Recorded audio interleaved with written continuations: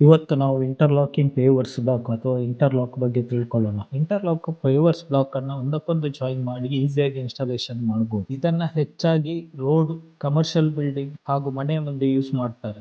ಇದು ಯಾವುದೇ ತರಹದ ಹೆವಿ ಲೋಡ್ಗೆ ಸ್ಟ್ರೆಂತ್ ಅನ್ನು ಕೊಡುತ್ತೆ. ಇದರ ಡಿಫ್ರೆಂಟ್ ಸೈಜ್ ಹಾಗೂ ಕಲರ್ ಇಂದ ಮನೆಗೆ ಒಂದು ಅದ್ಭುತವಾದ ಲುಕ್ ಅನ್ನು ಕೊಡುತ್ತದೆ. ಸರ್ಫೇಸ್ ರಫ್ ಆಗಿರೋದರಿಂದ ಇದು ಆಂಟಿ ಸ್ಕಿಡ್ಡಿಂಗ್ ಅಂದ್ರೆ ಕಾಲು ಜಾರುವುದನ್ನು ತಡೆಯುತ್ತೆ. ಈಗ ಹೆಚ್ಚಾಗಿ 40mm, 50mm, 60mm ಹಾಗೂ 80mm ನ ಇಂಟರ್ಲಾಕ್ಗಳು ಸಿಗುತ್ತೆ.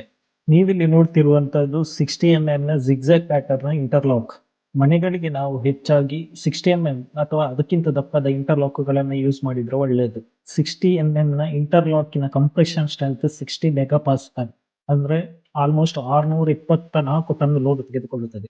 ಇಲ್ಲಿ ಲೋಡೆಡ್ 10 wheel ಟಿಪ್ಪರ್ ಗೆ ಕಂಪೇರ್ ಮಾಡಿದರೆ ಆ ಟಿಪ್ಪರ್ ಸಾಧಾರಣ 60 to 80 ಟನ್ ಇರುತ್ತದೆ. 60mm ಇಂಟರ್ಲಾಕ್ 7 ಇಂದ 8 ಟಿಪ್ಪರ್ ಅಷ್ಟು ಲೋಡ್ ಅದು ತೆಗೆದುಕೊಳ್ಳುತ್ತದೆ. ಅಂದ್ರೆ ಇಂಟರ್ಲಾಕಿನ ಸ್ಟ್ರೆಂತ್ ಅದರ ಕ್ವಾಲಿಟಿ ಹಾಗೂ ಅದನ್ನ ಹೇಗೆ ಪ್ರಿಪೇರ್ ಮಾಡಿರ್ತಾರೆ ಅದರ ಮೇಲೆ ಡಿಪೆಂಡ್ ಆಗಿದೆ.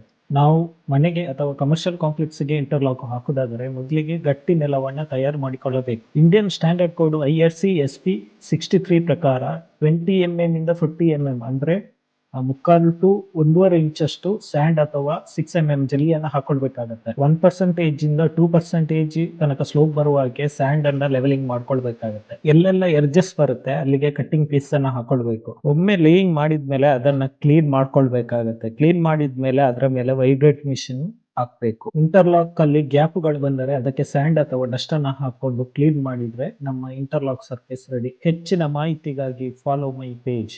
Thank you.